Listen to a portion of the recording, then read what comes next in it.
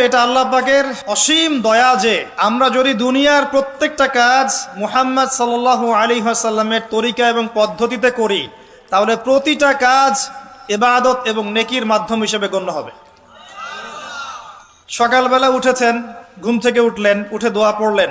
কি দোয়া পড়লেন? আলহামদুলিল্লাহিল্লাযী আহিয়ানা বা'দা মা আমাতানা ওয়া ইলাইহিন নুশুর। মাশাআল্লাহ। ঘুমানোর সময় কি পড়েছিলেন? আল্লাহুম্মা বিসমিকা আমুতু ওয়া আহইয়া।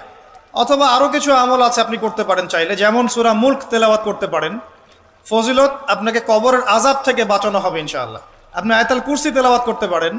ফজিলত, সারা রাত একজন ফেরেশতা আপনাকে পাহারা দিবে ইনশাআল্লাহ। আপনি সূরা ফালাক, নাস, ইখলাস পড়ে ঘুমাতে পারেন এবং হাত দুটোকে একত্রিত করে ফু দিয়ে মাথা থেকে নিয়ে যতদূর পর্যন্ত হাত যায় মাসাহ করতে পারেন। ঘুমের মধ্যে আপনার কোনো